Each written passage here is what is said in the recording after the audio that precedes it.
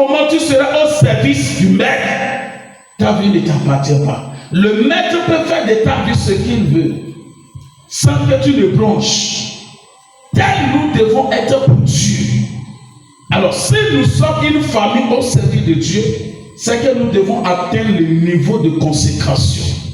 Une famille qui est bâtie sur Christ. Une famille qui a pour source le fondement Jésus-Christ. Pas plus, pas moins. Quand on voit cette famille, elle est une famille bénie entre toutes les familles de la terre. Et je vois ta famille dans cette dimension. Je dis, je vois cette famille dans cette dimension. Jérémie chapitre 31, le verset 33, ça dit quoi? Mais voici l'alliance que je ferai avec la maison d'Israël. L'alliance de consécration.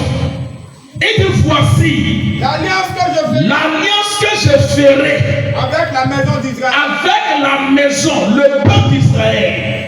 Après ces jours-là, dit l'Éternel, je mettrai ma loi, c'est l'alliance. Vous avez vu? Je mettrai ma loi au-dedans de vos cœurs. Je l'écrirai dans les cœurs. Dans les cœurs. Et je serai les dieux et ils seront mon peuple. Alors un Dieu a toujours un peuple, un adorateur, a toujours des fils et des filles, des serviteurs, des servantes.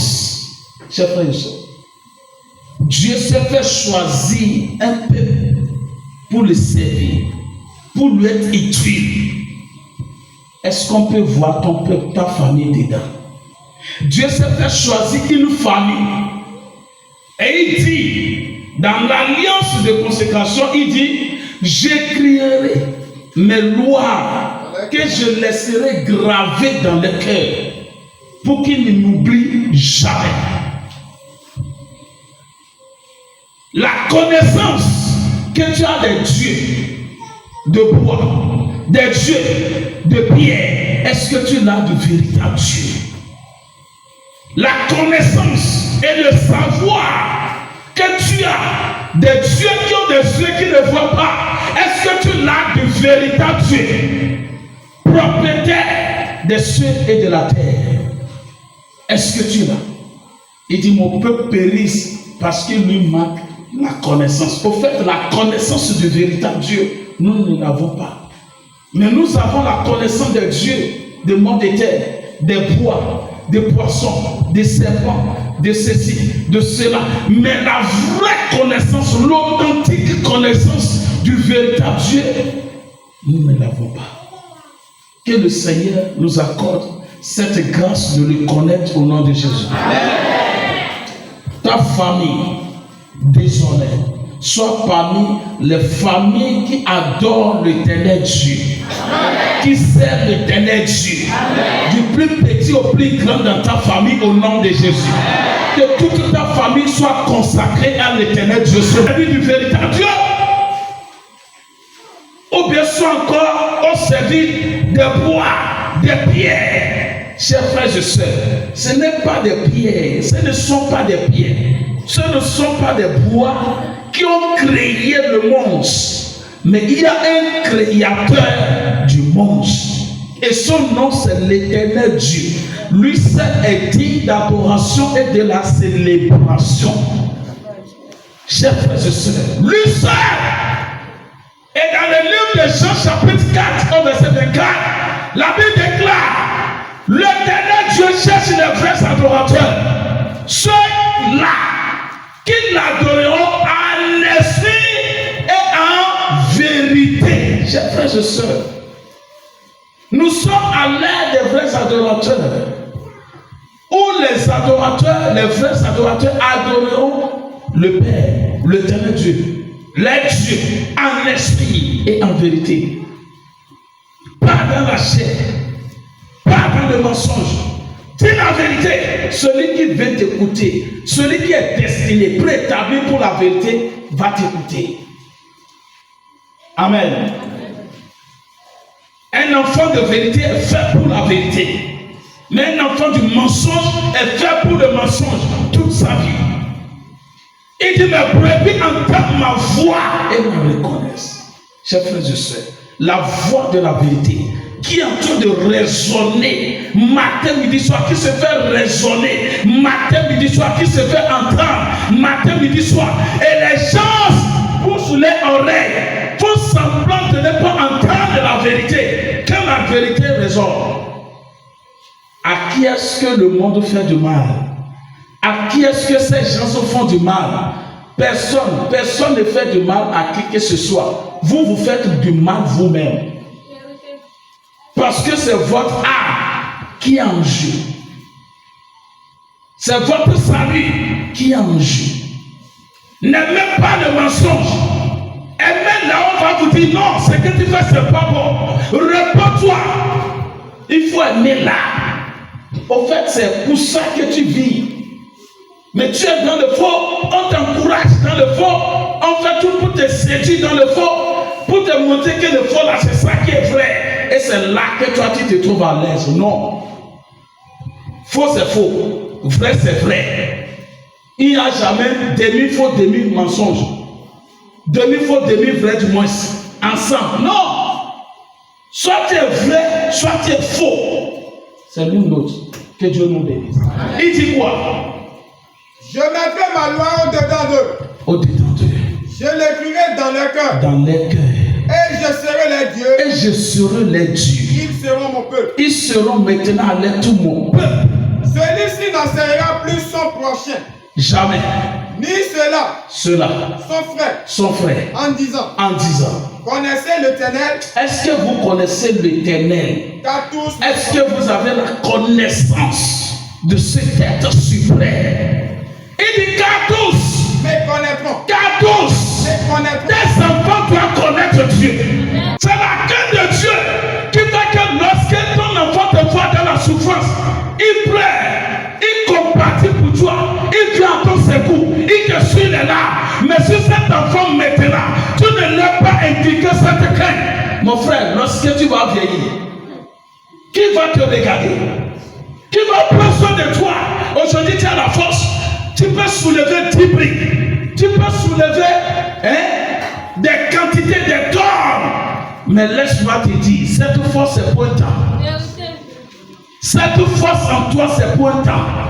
Que tu vas l'utiliser. Les jours à venir devant toi, est-ce que tu les prépares? Est-ce que tu prépares tes jours à venir? Un jour viendra, mon frère. Même au micro, tu ne pourras pas tenir. La main, tu fait comme ça. Parce que la vieillesse est là. Mais il faut qu'un enfant vienne pour te tenir le micro. Est-ce que tu prépares cet enfant? Est-ce que tu prépares ton demain? Tous tes enfants doivent connaître Dieu. Il dit, j'écrirai mes lois dans leur cœur. Et ils me connaîtront tous. Depuis le plus petit. Il dit quoi? Car ils me connaîtront tous. Car ils me connaîtront tous dans ta famille. Depuis le plus petit. Depuis le plus petit de ta famille. Jusqu'au plus grand. Depuis le plus petit de tes enfants. Jusqu'au plus grand de tes enfants. Et tous me connaîtront que je suis l'Éternel de Dieu. Tes enfants ne seront pas ignorants de Dieu. Ils ne vont pas faire la vie, vivre la vie dans l'ignorance de l'Éternel Dieu. Ils le serviront. Ils le connaîtront. Et ils le serviront toute leur vie au nom de Jésus. Voilà une famille heureuse. Une famille heureuse. dont tout le monde est consacré pour Dieu et au service de Dieu et à l'adoration du Dieu vivant. Amen. Quelle bénédiction pour cette famille. Amen. Amen. Et il dit, tous me connaîtront. Depuis le plus petit. Depuis les plus petits de tes enfants. Jusqu'au plus grand. Tel doit être ton souhait. Amen. Tel doit être ta prière. Amen. Seigneur, levez-toi mes enfants. Amen. Levez-toi mes enfants. Que ta crainte s'empare. Si jamais tes enfants que tu déposes, que tu es en train d'accoucher aujourd'hui, rate la part de la crainte de Dieu, c'est ta souffrance de demain que tu es en train d'élever comme ça. C'est ta souffrance.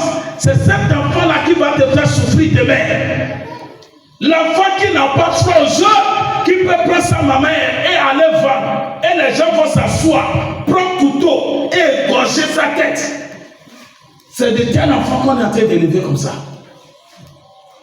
L'enfant qui est prêt à prendre marteau, à fendre la tête de son père. L'enfant qui est prêt à gifler son père. L'enfant qui est prêt à attacher sa main son père et à tabasser.